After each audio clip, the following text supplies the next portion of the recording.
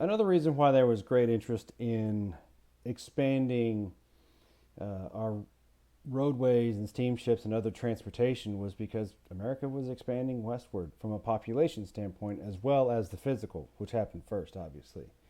Um, this is something that really started to happen. That westward movement of white settlers really began in the late 18 teens and early 1820s.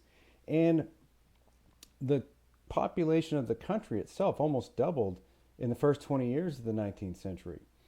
And what you're starting to see here is somewhat an exhaustion of resources in eastern cities and land that was already taken up or even exhausted in some instances.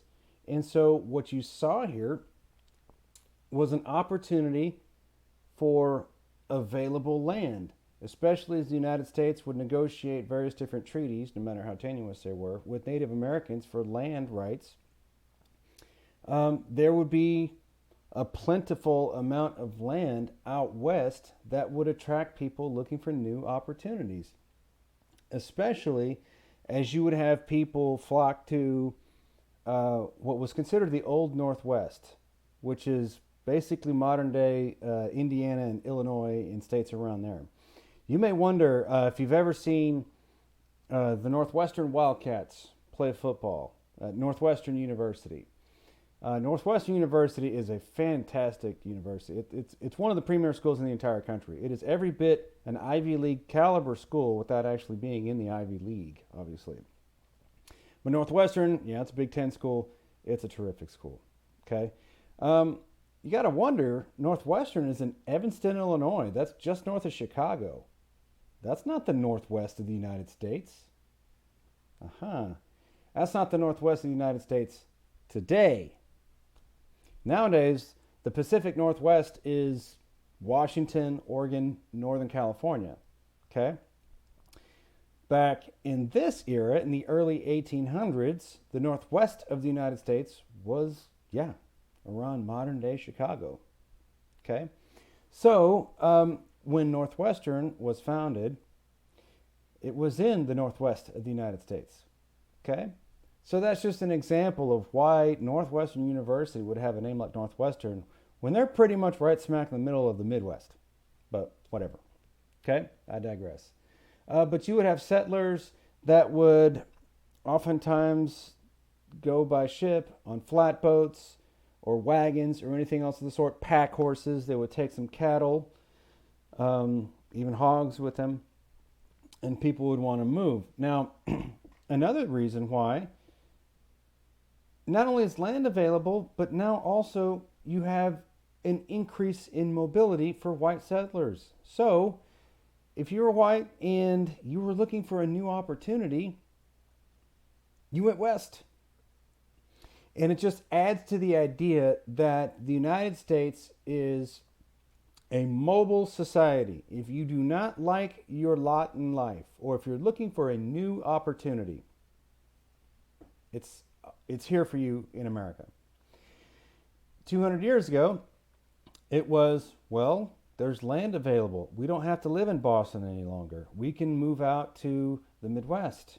We can move out west of the Mississippi River in the new Louisiana territories. And so that's where you have settlement in places like the modern day Midwest, or even places like modern day Missouri, Iowa, and places like that. And so you create this mobile society of people who venture out to the western edges of the territory. They don't have to live on the East Coast any longer. And that adds to the fervor of the American opportunity. You don't like your lot in life, you're not stuck. You can move out west. You have a different opportunity here that does not exist in Europe. It doesn't exist elsewhere in the world. It exists in the United States. So there's a belief system that would start to take place here as well. Otherwise, so the old Southwest, which would eventually become the Deep South, places like modern day Alabama, Mississippi, Georgia, around there, you would have more of a plantation system. Obviously, as cotton had grown substantial in production, it was determined that cotton would thrive in the Deep South because there is a black belt of soil, a broad zone of soil, especially in Alabama and Mississippi, that exists that is extremely conducive to growing cotton. It's very productive soil. And you also have a warmer climate fueled by Gulf moisture, and you're going to have more of a year-round growing season. So from that standpoint, you would have small farmers who first inhabited the area would oftentimes give way to larger farmers who would buy perhaps several different small farms and consolidate them or whatnot, or consolidate several clearings of land, and would develop larger scale growth. And because they would have larger scale growth, they would need a larger scale labor force.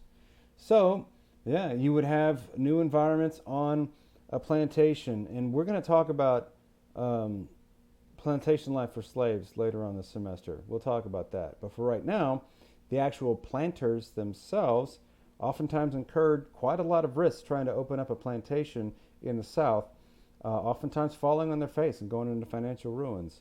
Oftentimes it was unstable in the early goings of the 18 teens and 20s. But otherwise, though, you would have various different log dwellings that would eventually give way to more large-scale plantation homes or whatnot. And the plantation system was oftentimes very, very rugged. Now, as you had more and more people move to the Northwest and to the South, you would have larger concentrations of populations that now would mean that local governments would fully intend to apply for statehood. And in the late 18 teens, you saw 4 territories apply and be approved for statehood. You had Indiana in 1816, Mississippi in 1817, Illinois in 1818, and Alabama in 1819. Okay? 4 years, 4 states. Okay? 2 of those states have something in common, and the other 2 have something else in common. Can you guess what it is? Yeah, Indiana and Illinois are right next to each other in the Midwest, the upper Midwest. Alabama and Mississippi are in the South. Okay. What culturally might mean the difference between Indiana, Illinois, with Alabama and Mississippi? If they're going to be populated with more people and perhaps even have larger agrarian type situations as part of their larger overall economy, what might be important? I want you to hold that thought. But this era in American history, you have Illinois and Indiana and Mississippi and Alabama be admitted kind of like in dual pairs. Okay? You start to establish a precedent of territories applying for statehood in pairs and be approved in pairs. We're going to talk about that later on this chapter. Otherwise, though, you have those who venture out to the far western expanses of the United States. Well, immediately to the west of there, the present-day American Southwest, you have the remnants of the old Spanish Empire. But as you had revolutionaries in New Spain eventually win their independence, you would now have the Mexican Empire. Okay? And after Mexico officially consolidated under its Constitution of 1824, now you had the Republic of Mexico. So, territory that had once been under Spanish imperial rule is now a new sovereign nation, Mexico. And the government of Mexico actively, almost somewhat recruited settlers to come settle in lands that had been now claimed. Texas, for example, used to be part of the Spanish Empire. Eventually, when Mexico won its independence from Spain and declared itself a republic, they would want to settle and have folks come into Texas to settle and populate the area. Okay? And they would oftentimes try and to recruit American settlers who are looking for a new opportunity under the guise of, okay, you're going to become Mexicans, you're going to learn Spanish, and you're going to convert to becoming Catholic. Right? Sure, everyone's just going to comply, right? Well, the Mexican government conferred with land impresarios such as Moses Austin and eventually his son, Stephen F. Austin, to settle various different tracts of lands designated by the Mexican government for settlement. Okay? Some of those places eventually be northwest of Houston, Austin's original colony, around there. But rather than assimilating into the Mexican state, oftentimes folks who would come to Texas had their own things in mind. They would oftentimes have their own identity. They would take their American identity, perhaps even take slavery with them, even though Mexico outlawed slavery at that time. They would have their own belief systems. Okay? Otherwise, though, you would have people involved in animal trade, or trapping, rather. You would have kind of this mountain man type culture that would heavily influence the society of Westerners and what it meant to be West and to live out in the open. Typically, they were single males who existed hunting, trapping animals. These mountain men, kind of rugged. You've seen some of these beer commercials from like the 80s, and this rugged mountain man who's going to hold his beer in the cold river. He's going to drink in the top of a hill. And, you know, I'm gonna skin a moose, and I'm going to kill a bear. You know, I'm American. That sort of a thing. That sort of a thing. I remember those commercials. But that sort of romanticism of mountain men and fur trapping was only further enhanced by the idea of there being available land out west, including out in Mexico, where you would have the Mexican government trying to attract people. And oftentimes these single men would befriend Native American women or Mexican women, and they would make a life for them. So as you started to see the Rocky Mountains type area be inhabited by some of these fur trappers and mountain men, you started to see a little bit more intermingling between Anglo-American settlers and Mexicans or Native Americans.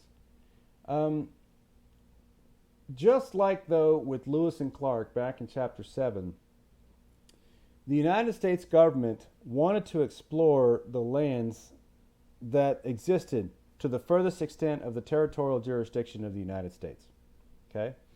So in land that is modern-day Nebraska and eastern Colorado, and eventually making its way back through the Arkansas River through the current state of Kansas, Stephen Long was commissioned by the government to explore what's out there. And in 1819 and 20, he explored the Platte River area, western Nebraska, eastern Colorado, eventually making his way down the Arkansas River. He reported back that the area around there was largely uninhabitable. It's not going to be useful for agricultural cultivation, anything else like that. Uninhabitable, and it would be deemed a little bit more as a desert. So the Great Plains, as they are, he deemed back then as the Great Desert. We know things to be a little bit different now, okay? But otherwise, though, you have a flood of people coming into the western extents of the United States territory. The new Republic of Mexico is attracting some of these settlers as well, and some of these settlers have their own thoughts. Hold that thought. Okay? Otherwise, though, that is an expansion westward.